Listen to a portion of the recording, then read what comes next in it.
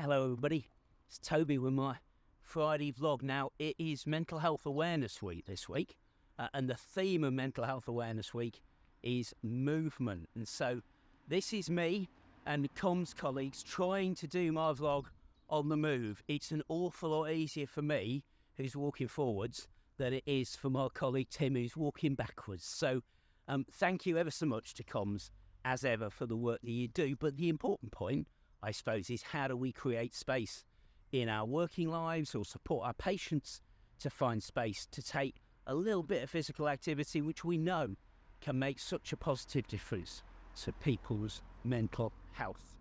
Now, it's been a big week this week in terms of partnerships. We've been working really hard, as is recorded in Trust Matters, on all sorts of partnerships. The third sector, with local GPs, place in the NHS jargon's language, and of course as a mental health, learning disability and autism collaborative, both in Humber and North Yorkshire and in South Yorkshire. And I'm really excited, perhaps particularly by the work that we're beginning to do together on Section 136 safety.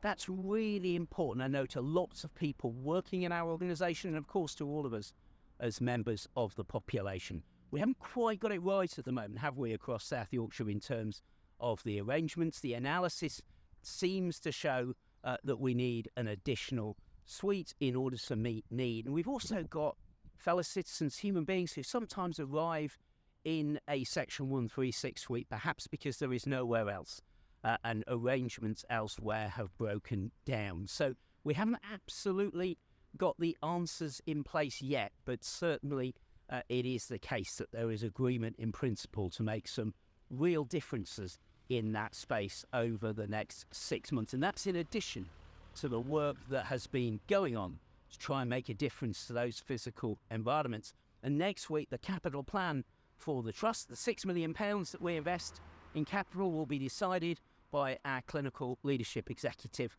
And I'm sure we will see investments across the Trust, but including in our acute mental health wards.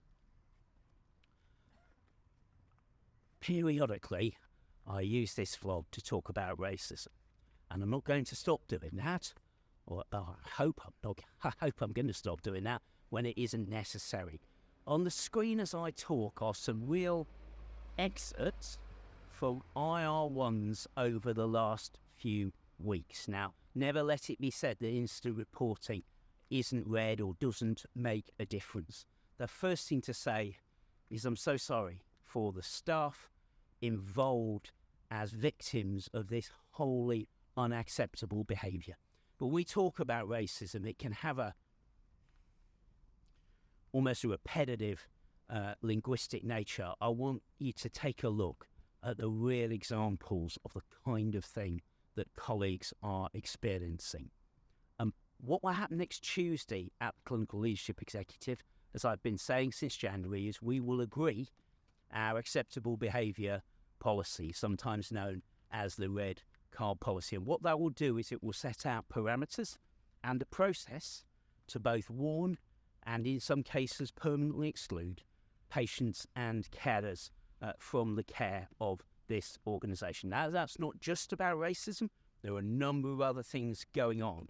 But I need to be really clear that the duty of care of this organisation to people working in this organisation extends to taking every reasonable step to protect you from racism and discrimination. As I say, not the only issue. Violence is in there as well.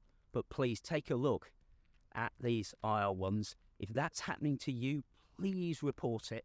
We are going to make a difference together this year to what happens in our organisation, not just in supporting people after the event, but taking preventive measures, try and step in to stop these things happening in our NHS. I know they happen in society, I know they happen in the rest of the NHS, but what we need to do at Ardash is take our steps to reasonably protect patients in our care.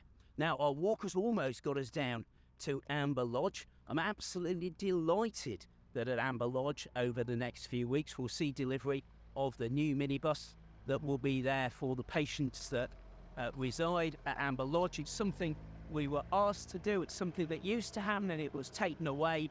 It's so important for residents there to be able to be out in our communities, potentially in employment or enjoyment activities. So thanks very much to everybody, including Ian Carell and the finance team, Mark Swift and others, for the work you've done to get that bus in place. The final thing I wanted to talk about is changes within our board. So you may or may not know what a non-executive director does. Non-executive directors play an absolutely critical role within the board on behalf of the local community, bringing specific expertise and providing, I guess, challenge, disagreement, support to people like me or Richard Chillery, Steve Forsyth, Joe McDonough and others within the board. So they're a really important voice individually and together. Kath Lavery has been refreshing her board with some retirements and some changes.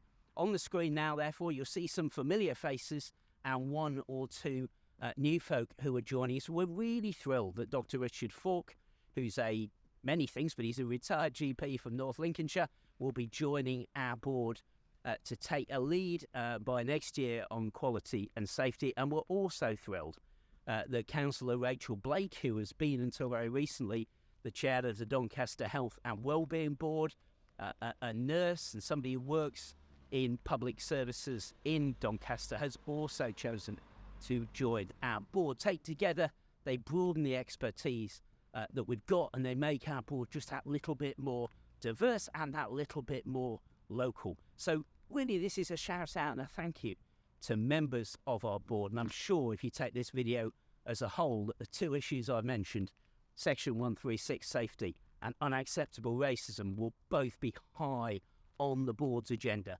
as we look to make a difference for you and for our patients as we go through the spring and the summer months. I think that's as far as I can walk. Tim is full of energy and could go for longer. Look, have a decent week. Look forward to the week ahead.